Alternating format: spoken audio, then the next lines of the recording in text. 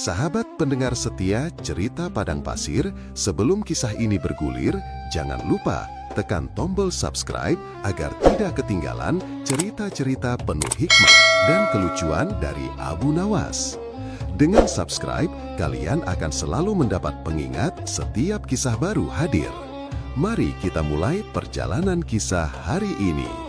Pada suatu masa di kota Baghdad, di bawah langit biru yang cerah, terdapat sebuah sudut kota yang ramai sekali pada malam hari.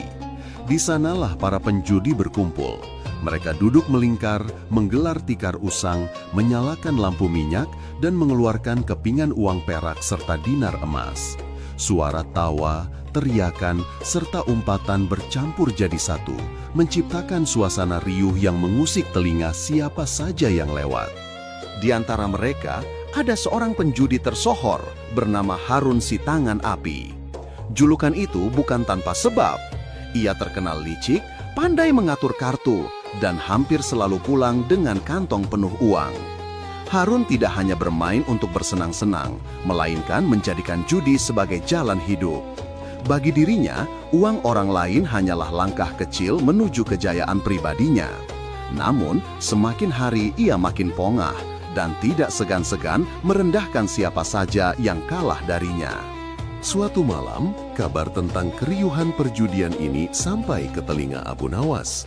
Ia mendengar bahwa para pemuda kota mulai tergoda untuk ikut-ikutan berjudi, dan sebagian sudah kehilangan harta benda hanya karena terjebak dalam permainan Harun. Abu Nawas yang dikenal bijak dan cerdik merasa perlu bertindak. Namun, ia tidak pernah menggunakan kekerasan atau paksaan. Ia tahu cara terbaik untuk menyadarkan orang semacam Harun adalah dengan mempermainkannya dengan akal. Keesokan harinya, ketika matahari condong ke barat dan bayangan bangunan menjalar panjang di jalan-jalan Baghdad, Abu Nawas berjalan santai menuju tempat perjudian itu. Ia mengenakan jubah lusuhnya yang sudah mulai pudar warnanya, dengan sorban yang diikat seadanya. Meski tampak sederhana, matanya berkilat penuh siasat. Sesampainya di sana, para penjudi langsung tertawa melihatnya. "Lihatlah siapa yang datang!" seru salah seorang penjudi. "Itu si Abu Nawas, tukang kelakar istana. Apa yang hendak ia lakukan di sini? Apakah ia hendak menghibur kita dengan cerita-cerita bodohnya?" Harun si Tangan Api menepuk-nepuk meja kayu di hadapannya, lalu berkata dengan nada meremehkan, "Wahai Abu Nawas, kalau engkau datang untuk berjudi, aku sarankan pulang saja. Engkau tidak akan mampu melawan aku. Bahkan orang-orang yang jauh lebih pandai darimu pun sudah kuperdaya." Alih-alih tersinggung, Abu Nawas tersenyum tenang. Ia mendekat, lalu duduk di hadapan Harun. "Wahai Harun," katanya lembut, "aku tidak datang untuk sekadar bermain atau kalah menang. Aku hanya ingin melihat apakah benar engkau ini sehebat julukanmu. Benarkah tanganmu begitu panas hingga lawan-lawannya terbakar habis oleh tipu dayamu?" Ucapan itu membuat para penjudi lain tergelak. Mereka mengira Abu Nawas hanya mencari sensasi. Namun Harun yang merasa ditantang mengernyitkan dahi. "Kalau begitu," jawab Harun, "biarlah engkau menjadi buktinya malam ini. Apakah engkau membawa uang untuk taruhan?" Abu Nawas berpura-pura menghela napas panjang. Ia merogoh sakunya dan mengeluarkan beberapa keping uang tembaga yang sudah kusam. "Hanya ini yang kupunya," katanya dengan nada lirih. Sekilas para penjudi tertawa terbahak-bahak. Uang tembaga lawan dinar emas, mana bisa seimbang? Namun Harun justru merasa tertantang. Ia berpikir mudah saja mengalahkan Abu Nawas dan membuatnya malu. Maka ia berkata, "Baiklah, karena aku murah hati, uang tembagamu akan kuanggap seharga dinar. Duduklah, kita mulai permainan." Abu Nawas menunduk seolah-olah gugup. Tapi sesungguhnya di balik sorot matanya, rencana licik sudah berputar. Ia tahu inilah kesempatan untuk menjerat Harun dengan cara yang tidak pernah ia duga. Malam itu pun dimulai. Abu Nawas menghadapi Harun si tangan api di lingkaran perjudian, disaksikan para penjudi yang bersorak-sorai. Pertarungan akal, tipu daya, dan kecerdikan baru saja dimulai, dan Abu Nawas sudah menyiapkan sesuatu yang akan membuat Harun tak berkutik. Malam kian larut. Lampu-lampu minyak di sudut jalan berkelip tertiup angin. Para penjudi mengelilingi lingkaran permainan dengan mata berbinar, sebab malam itu mereka akan menyaksikan hal yang jarang terjadi. Seorang pujangga nyentrik bernama Abu Nawas hendak berhadapan dengan Harun si tangan api, raja judi yang tak pernah mau kalah. Harun duduk dengan penuh percaya diri. Tangannya meraba-raba setumpuk kartu usang yang sudah menjadi senjatanya bertahun-tahun. Di wajahnya tersungging senyum pongah. Ia yakin sebentar lagi Abu Nawas akan menjadi bahan tertawaan lalu pergi dengan tangan kosong. Abu Nawas tampak duduk sederhana dengan sorban yang hampir jatuh ke bahu dan jubah lusuh yang makin menambah kesan bahwa ia hanyalah seorang penghibur miskin. Ia memandang Harun tanpa gentar, seolah-olah menghadapi anak kecil yang hendak bermain kelereng. "Baiklah Abu Nawas," kata Harun sambil mengocok kartu dengan lincah. "Peraturannya sederhana. Siapa yang mendapatkan kombinasi tertinggi, dialah pemenangnya. Engkau setuju?" Abu Nawas mengangguk tenang. "Aku setuju, tetapi dengan satu syarat." Harun menaikkan alisnya. "Syarat? Haha, dasar pengecut. Apa syaratmu? Katakanlah." "Apapun hasilnya," ujar Abu Nawas mantap, "jangan ada yang boleh mengingkari. Termasuk engkau Harun, meskipun engkau kalah." Sorak-sorai penonton pecah.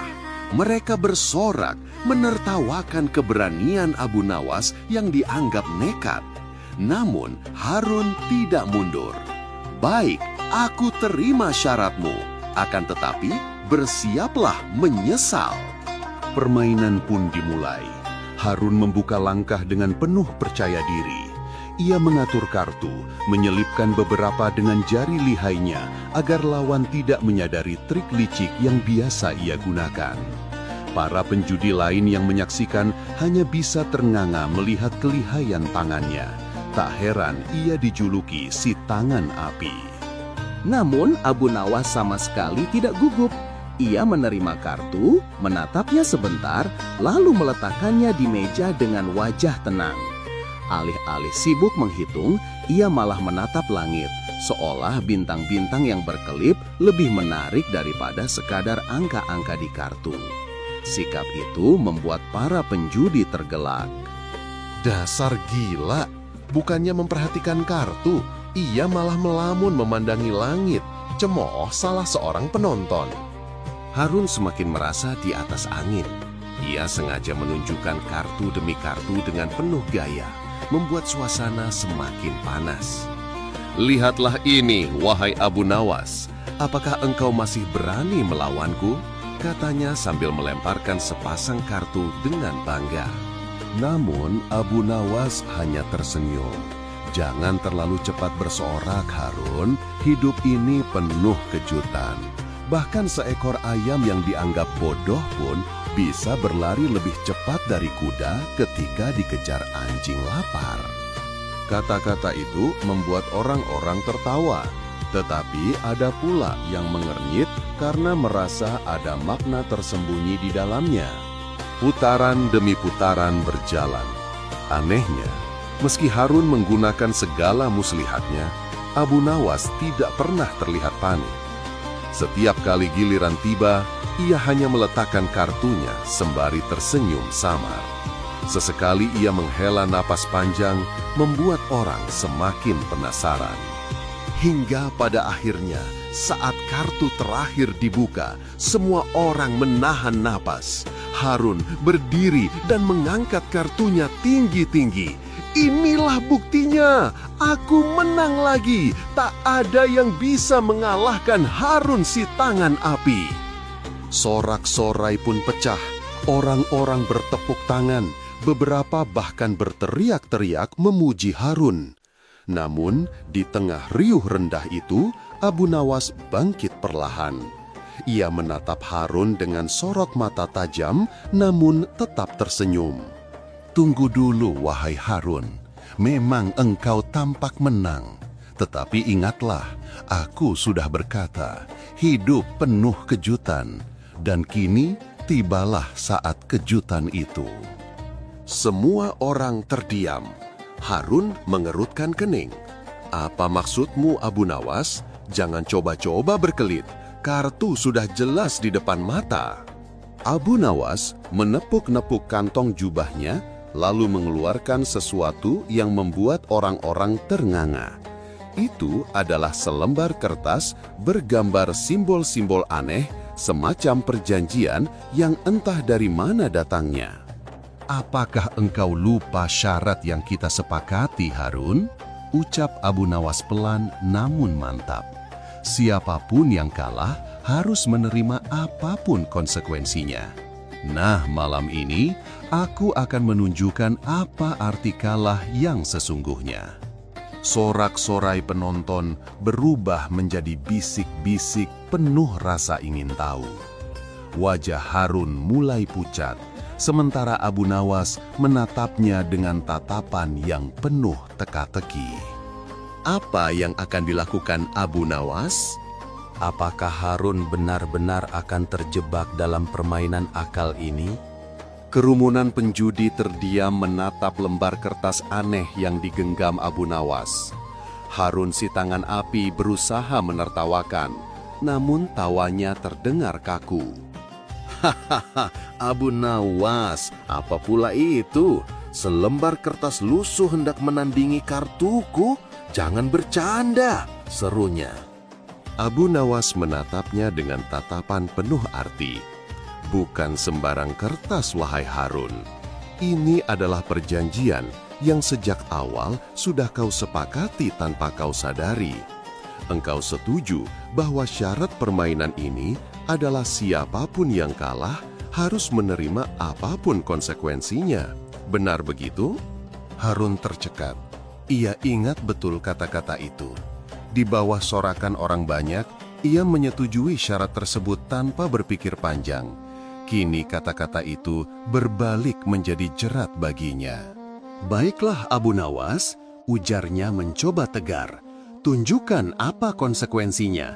Aku tidak takut. Abu Nawas pun membuka gulungan kertas itu.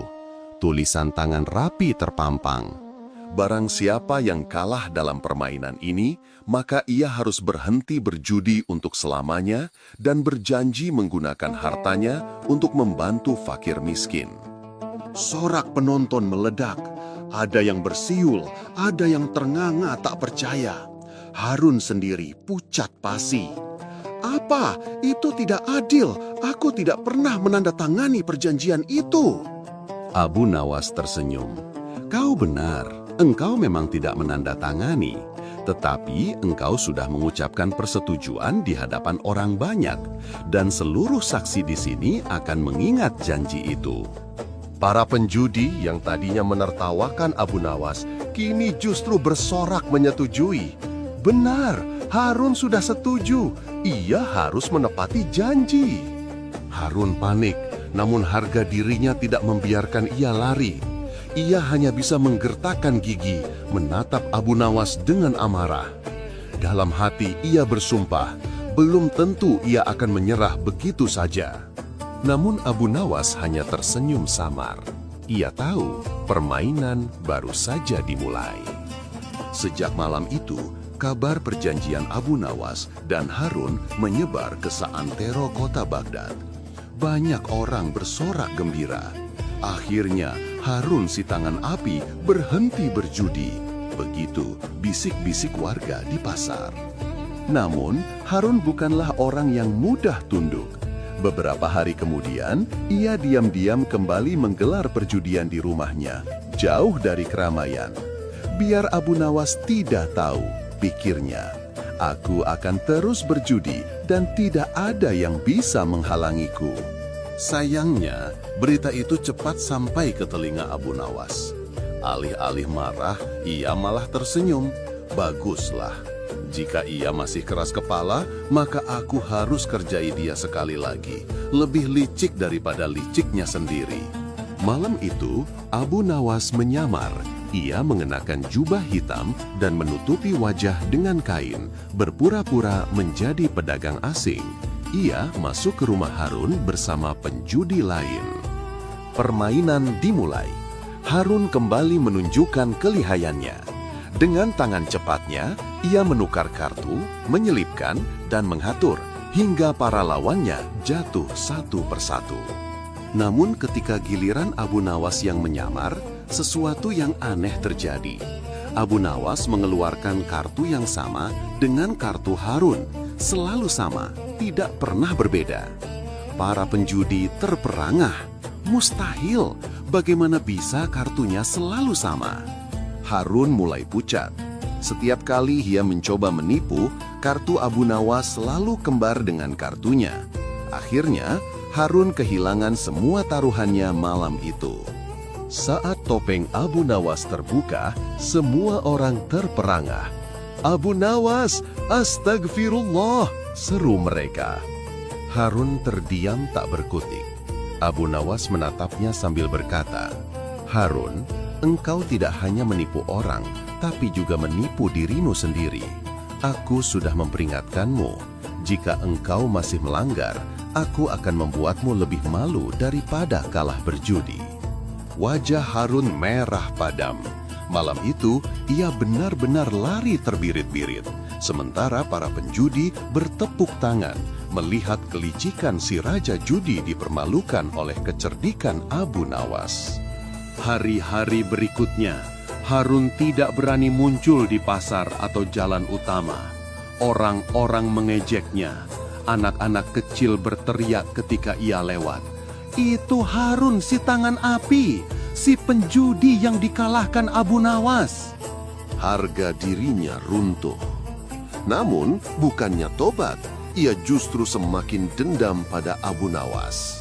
"Aku harus membalaskan rasa malu ini," geramnya. Maka ia menantang Abu Nawas secara terbuka di alun-alun kota. "Wahai Abu Nawas, jika engkau memang jujur dan adil, buktikan di depan orang banyak. Kita bertaruh sekali lagi di hadapan seluruh warga Baghdad." Orang-orang riuh. Mereka penasaran bagaimana kelanjutan kisah ini. Ribuan orang berkumpul di alun-alun, memenuhi setiap sudut, menanti pertarungan baru antara Harun dan Abu Nawas. Abu Nawas datang dengan langkah tenang. Ia mengangguk kepada orang banyak, lalu duduk berhadapan dengan Harun. "Baiklah Harun, tetapi kali ini biarlah orang banyak yang menentukan aturan main." Seorang tetua kota maju. Peraturannya begini, siapapun yang kalah harus bersumpah di depan seluruh warga bahwa ia tidak akan berjudi lagi selamanya. Jika melanggar, biarlah seluruh warga yang menghukumnya. Sorak-sorai rakyat bergema. Harun gemetar, tetapi demi menjaga gengsinya, ia setuju. Permainan pun dimulai. Namun, Abu Nawas tidak lagi membawa kartu. Ia membawa sebuah cangkir kosong. Ia berkata, "Permainan ini sederhana. Siapa yang bisa mengisi cangkir ini tanpa air, dialah pemenangnya." Semua orang bingung. "Mengisi cangkir tanpa air? Mustahil!" seru Harun. Abu Nawas tersenyum. Ia memasukkan kata-kata penuh nasihat ke dalam cangkir itu, seraya berkata, "Beginilah caranya, isi cangkir dengan kebaikan, bukan dengan air. Maka cangkir itu tidak akan pernah kosong." Orang banyak bertepuk tangan. Mereka paham maknanya. Abu Nawas hendak mengajarkan bahwa hidup tidak diisi dengan keserakahan, melainkan dengan kebaikan. Harun terdiam, tidak mampu berbuat apa-apa. Ia kalah telak. Di hadapan ribuan warga Baghdad, Harun tidak bisa lagi mengelak. Ia terpaksa mengangkat tangan dan bersumpah, "Demi Allah, aku berjanji tidak akan berjudi lagi selamanya, dan aku akan menggunakan hartaku untuk menolong fakir miskin."